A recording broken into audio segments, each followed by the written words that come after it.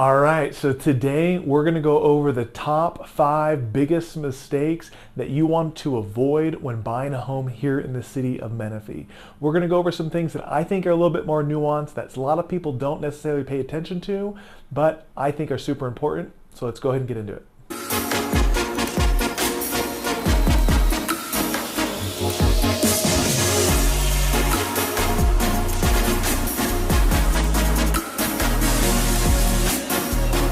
Hey guys, hey again, my name is Justin Short. I'm a realtor and team leader with the Short Real Estate team here at Keller Williams in Temecula. And this video is all about the top 5 biggest mistakes that you want to avoid when buying a home here in the city of Menifee. So these are things that I think are a little bit more nuanced that a lot of people don't necessarily pay attention to, but I think are super important and I think can really make or break your home purchase, or really make or break how you feel at the end of it to decide it was the right decision for you and your family. So hopefully this is good, helpful information for you guys. But before I get into my list, if you are liking real estate videos like this, please do me a favor, please hit like, please hit subscribe, to the channel. Obviously it helps me and it helps my channel as we try to continue to grow it. We have new videos that we put out each and every week, and they're all just kind of local real estate content stuff. So about the cities of Temecula, Murrieta, Menifee, and some of the surrounding cities. We have market updates that we do regularly once a month. We have best neighborhood recommendations, worst neighborhood recommendations, and honestly, I just try and give you guys some information on what it's like from someone that actually lives here, and hopefully it's good information that helps you and your family with your home search. But the other thing I did want to mention, if you guys have any real estate questions, you can feel free to reach out anytime. So you're going to see my information either at the end of the video or down below. You can feel free, you can call, you can text, you can email me. I'm happy to answer any questions you may have, help point you in the right direction. Or of course, if myself and my team, if we can help you out with your home search, love to be a resource for you and love to help you out with that. Obviously, it's what we do for a living and how I earn a living. So love the opportunity to help and be a resource for you. So cool. All right, so we're going to go ahead and get into my list here. And again, we're going to go over the top 5 makes to avoid when buying a home here in the city of Menifee, California. And we're going to start with number 1. And the number 1 thing that you want to avoid is ignoring the hidden cost when you are comparing one home to another. So what that means in Menifee, if you're not super familiar, most of the homes have been built over the last 15 years or so.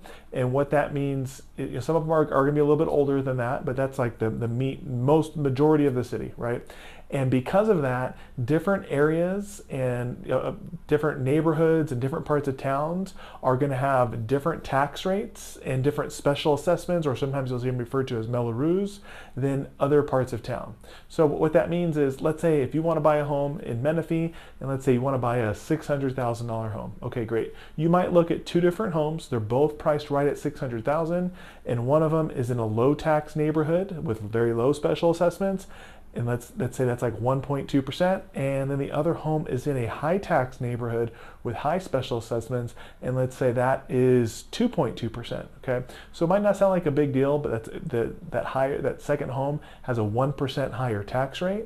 But even though they're both $600,000, your mortgage payment on each of those, on the more expensive home, on that higher tax rate home, might be an extra $400 or $500 a month because of the extra taxes. So we're talking an extra 1% property tax on a $600,000 home. That would be like an extra $6,000 a year. So that's $500 a month, right? And so that's super, super significant. So basically what that means is when you are buying a home in Menifee especially, and this applies to a lot of the surrounding cities, but it's really the year built, a lot of these newer homes, you really want to make sure you pay attention to the special assessments, the mellows, and the overall property tax rate, including all of those different special assessments. So, because if you're going to buy one of those lower tax homes, that's a big benefit. It's something you really want to know. And if you're going to buy one of those higher tax homes, that's a big deal. And you got to make sure, 1, you can afford it. You got to make sure that 2, your mortgage can get approved at that higher tax rate. And 3, just that you're okay with that and you understand those taxes are going to be there for the next 20 or 30 years. So that's a big deal, really something you want to pay attention to. The other item that I would consider to be a hidden cost that a lot of people don't pay attention to are the solar cost. So if you're not super familiar, we're in Southern California. A lot of homes do have solar panels here in Menifee. Not all of them, but I would say probably about 60% or so of homes currently have solar panels on them, right? There's a lot of sun, a lot of sunshine, so there's a lot of electricity to generate that. So people put these panels up on their roof. And when you have solar, you can have it really two different ways. So you can buy solar panels, have them installed on your roof, and just take out a loan or just have them paid off, and then you're going to own those solar panels. Okay, and then so if you are going to buy a home that has owned solar panels, that's a huge benefit for you as a buyer. Basically, that means if I'm going to go buy a home that has paid off solar panels, whatever electricity those panels generate is going to be free electricity to me as the new homeowner.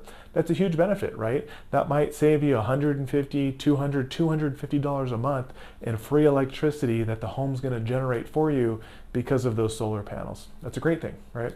On the flip side of that, the other thing that people do, which is actually more common, instead of purchasing the panels and paying them off or financing them or however they're going to do it, instead of doing any of that, they do a solar lease. And it's not necessarily a bad thing, but it is super important to know, and you really got to understand how it works and why it matters and how it can affect you. But basically, if you go to buy a home that has solar panels on it and those panels are on a lease, more or less it kind of breaks down like this. So when you as a buyer go to buy that home, you are going to have to assume that solar lease contract, okay? So the pitch that the solar company will tell you is that, hey, instead of paying the electric company, so Cal Edison, you're going to put these panels up on the roof, and then you're just going to pay us this lease, and that's going to be basically your new bill. So in essence, as a buyer, you're going to look at it, I still have an electric bill, just instead of paying the SoCal Edison, the electric company, I'm going to pay my electric bill to the solar company, okay?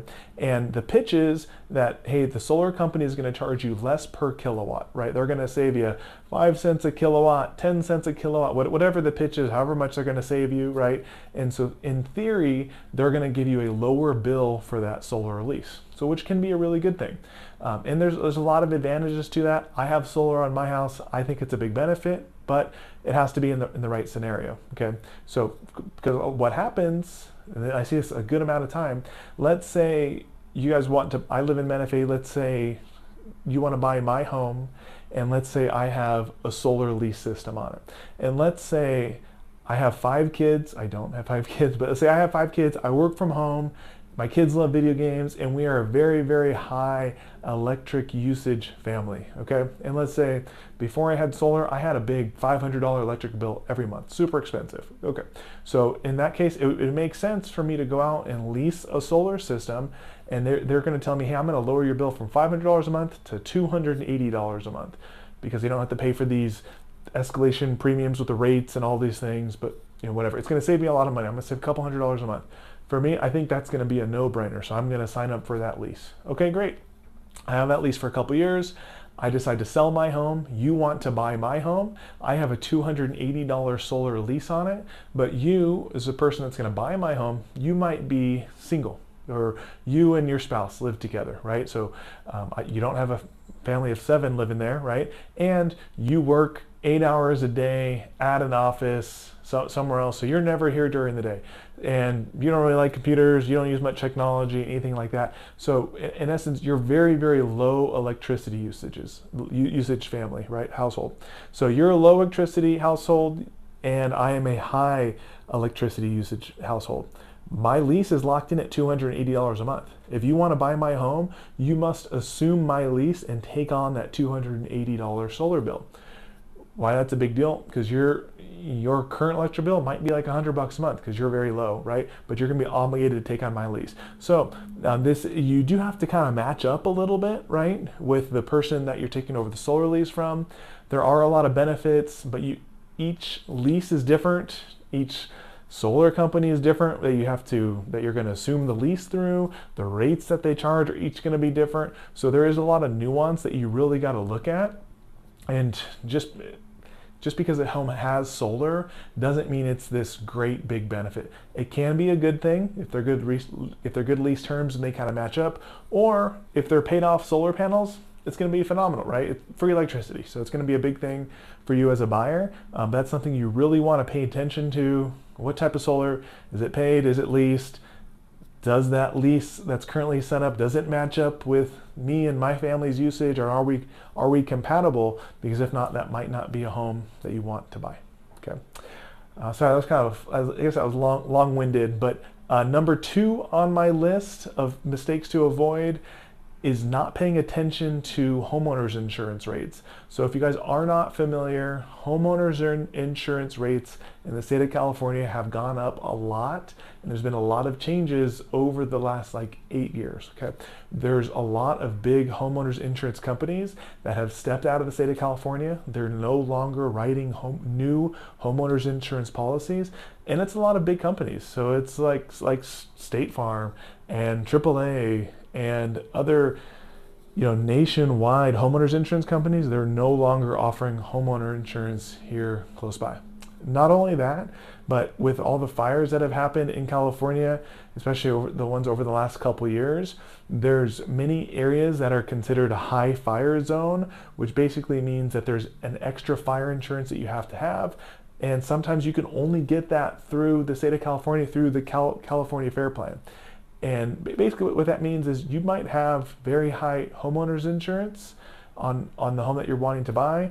And if you don't pay attention to it, it's something that can really affect your affordability, could affect your ability to afford the home and be able to actually get approved for your mortgage.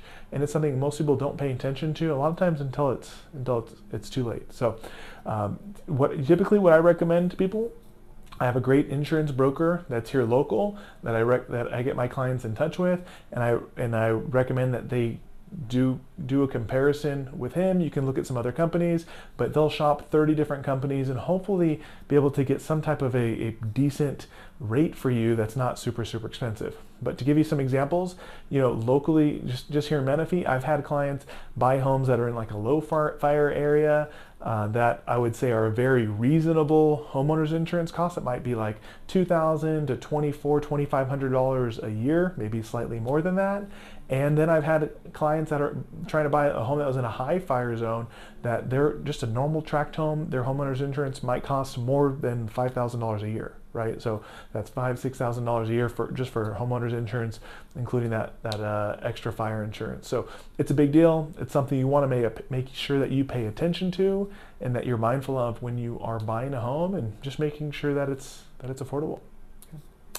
Number 3 on my list, as far as mistakes to avoid when buying a home in Menifee, is not paying attention to commute times and road congestion, and understanding on what your quality of life is really going to be like when you are living in the home. So if you're not aware, most people that buy homes in Menifee don't work locally. Most people do commute out. So when you live in Menifee, most people commute to San Diego, commute to Orange County, commute to Riverside, right? And so they're going to be jumping on the freeway to make that commute for work.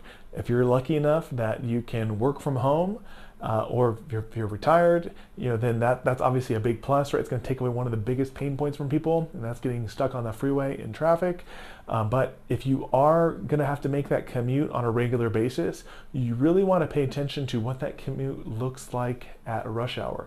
So let's say if you live in Menifee and you're going to commute down to San Diego, you can easily do it. You can jump on Google Maps or Apple Maps, and you can estimate from your start at the house to your finish time at work, and then you gotta just adjust that map to the commute time of rush hour. So say if you have to be at work at 8 a.m., just say you can set the map that says be there by 8 a.m. or 7:45 or whatever it is. But a lot of times I've had clients think about and kind of plan this out and look online and research it, but they're doing it at like 11 o'clock in the morning, right? And so they're not realizing that they're not factoring in rush hour. And if you don't live locally, rush hour is a real thing in Southern California. The freeways get full, there's a lot of traffic. So you just got to pay attention to that. If some people have more flexible schedules, they can come and go a little bit more. If that's the case, that's a huge benefit. But if you are going to be commuting, you really want to pay attention to the commute times during rush hour and make sure you're taking into account the congestion that is definitely going to happen. And then number 4 on my list is you want to make sure that you pay attention to the schools that you are zoned for. So when you're buying a home in Menifee, the school that your child will go to is based upon where you live in the city. So if you live in one part of the city, you're going to be zoned for this certain elementary school or high school, whatever it is. And then if you live in the northern part of the city, you're going to be zoned for that other high school. So different states and different areas work differently with this, but with the way our local school districts work is the school that you're going to go to is based upon where you live and where your address is. You can apply for interdistrict transfers to, if you prefer one school over the other, one has higher ratings or whatnot, you can always apply, but they're not guaranteed. Not everybody gets their transfer approved, so that is something that you really want to pay attention to if you are buying a home. Look at and just look at the ratings for the school, or look at what school you are zoned for. And I would recommend to go directly to the district website. I see often when people rely, let's say, on Zillow or Redfin or some of these other third-party sites, a lot of times their data is good, but it's not 100%. So I always recommend and refer people directly to the school district's website so you can check that out for yourself. And I would not rely on a third party to give you the right info, because it's not always right. I definitely have seen it wrong in the past. And then number 5 on my list of mistakes to avoid is just not factoring in resale or long-term appreciation. So when you're buying a home, you're going to buy a $500,000, $600,000, $700,000 home. Obviously, that's a lot of money. You're buying a big asset, right? And I think most people buy a home with the hope that at some point in the future, that home will appreciate and go up in value, and they're going to be able to build equity, right? Well, if that is what you're hoping to do, which I think most everybody wants their home value to go up over time, you want to think about not only why your home is desirable today, but how desirable it will continue to be in the future. So you want to make sure you take into account things like the school that you're zoned for. That does affect your value. If you're zoned for a worse school than something on the other side of town, the odds are long-term appreciation will not be as high, even if you have grown kids that are adults and you don't even care about what school they go to, right? But just long-term appreciation is usually going to be better in an area that is zoned for a good school, right? Or another thing to think about is backing up to like road noise or something like that. If you back up to a freeway, right? Well, if your home backs up to a freeway, it's probably not going to appreciate as much as a home that backs up to a quiet street, right? Or also, especially in Menifee, because there's so much building going on, if your home that you're going to buy backs up to a dirt field, well, what is that piece of dirt zoned for? Is it zoned commercial? Is it zoned residential? Is there going to be some big 5-story office building built right behind you, right? And if that's the case, that's something to know, right? It's probably not as desirable as opposed to, say, if a set of tract homes are going to go in 10 years, right? And so these are things that you can look into, you can research, you can contact the city, or just really think about and just really pay attention to, hey, over the next 10 years, why is my home desirable? Why is it going to continue to be desirable? And then what could make it less desirable in the future? But I think anytime you're spending that type of money, those are thoughts that you really want to have and conversations that you really want to have, and really just think constructively about, like, hey, is this going to be a good purchase long term, and hopefully something that will go up in value. So anyways, I hope that's good information for you guys. Hopefully it helps, especially some of the stuff about taxes, solar, and homeowners insurance. I think those are a big deal that people don't necessarily talk enough about. But if you have any questions, feel free to reach out. You can call, you can text, you can email me. You're going to see my information at the bottom, and feel free to reach out, and hopefully talk to you soon. Thanks.